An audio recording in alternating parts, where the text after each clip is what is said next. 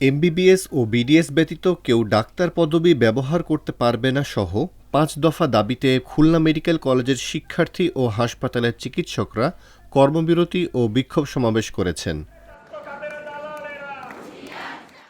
১০ March সোমবার সকাল ১০টা থেকে দুপুর ১২টা পর্যন্ত হাসপাতালের ইনডোর ও আউটডোরের চিকিৎসা কার্যক্রম বন্ধ রেখে তাঁরা এই কর্মসূচি পালন করেন। তবে জরুরি বিভাগের সেবা চালু ছিল। নাম্বার 1 হলো এমবিবিএস ডাক্তার এবং বিডিএস ছাড়া আর কেউ ডাক্তারি পদবি ব্যবহার করতে পারবে না।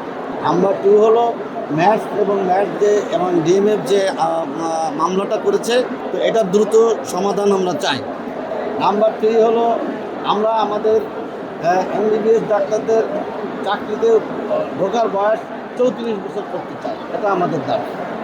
আরেকটা দাবি হলো ডাক্তারের নিয়োগের ক্ষেত্রে অবশ্যই স্বচ্ছতা এবং ব্যাচ ওয়াইজের নিয়োগ দিতে হবে, আর হলো শূন্য পদে নিয়োগ দিতে হবে। এইগুলো মূলত আমাদের দাবি। No MBBS, no BDS, no doctor. 10 তারিখ থেকে 10 এবং 11 এবং 12 তারিখ 2 ঘন্টা কর্মবিরতি, যেটা সকল বহির্বিভাগ বন্ধ থাকবে। পাশাপাশি আমাদের ইনডোরের যে সমস্ত কর্মকাণ্ড আছে সেগুলো বন্ধ থাকবে, কিন্তু আমাদের জরুরি রোগীদের সেবা অব্যাহত থাকবে। রোগীদের বৃহত্তর স্বার্থে কিন্তু আমাদের আন্দোলনটা মূলত একজন ডিএমএফ, একজন ম্যাথসের অপচিকিৎসার শিকার হওয়াছে তাদের হাত থেকে বাঁচানোর জন্য আসলে আমাদের আজকের এই আন্দোলনটা।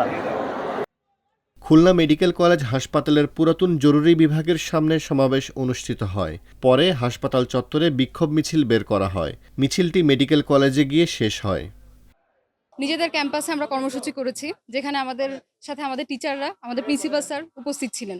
2 দিন আমাদের ক্যাম্পাসে, কলেজ ক্যাম্পাসে আন্দোলন করার পরে আমরা খুলনার বাকি যে অন্য যে 3টা প্রাইভেট মেডিকেল কলেজ তাদের সাথে সমন্বয় করে আমরা শিববাড়ি মোড়ে অবস্থান করেছি।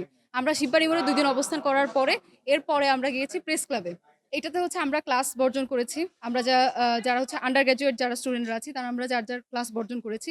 আমরা 10টা পর্যন্ত ক্লাস বর্জন করে তারপর হচ্ছে আমরা অবস্থান কর্মসূচি করেছি। ইন্টার্ন ডক্টররাও হচ্ছে 2 ঘন্টা কর্মবিরতি, আর পোস্ট গ্রাজুয়েট ডক্টররা হচ্ছে কি কর্মবিরতিতে আছেন। আমরা আগেও এই আন্দোলন করেছি, আমাদের আন্দোলন চলমান আছে। আমরা আজকে থেকে কমপ্লিট শাটডাউন দিয়েছি 3 দিন, আজকে, আগামীকাল এবং তারপরের দিন, অর্থাৎ 10, 11, 12 তারিখ। রায় যদি আমাদের পক্ষে না আসে এর পরবর্তীতে আরো কঠোর কর্মসূচি নেওয়া হবে। এটা আমাদের সকলের দাবি।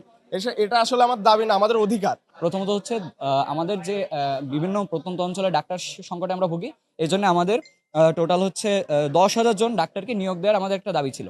তারপরে হচ্ছে বিসিএস এর যে বয়সসীমা সেটা হচ্ছে 34 করতে হবে আমাদের ডাক্তারদের, এটা আমাদের আরেকটা দাবি ছিল। এখন এই 2টা দাবির সাথে আমরা মোট 5টি দাবি নিয়ে আমরা মাঠে নেমেছি। যদি রায় আমাদের পক্ষে থাকে তাহলে আমরা বিজয় উল্লাস করব, আর যদি রায় বিপক্ষে যায় আমরা আরো কঠোর কর্মসূচি দেব।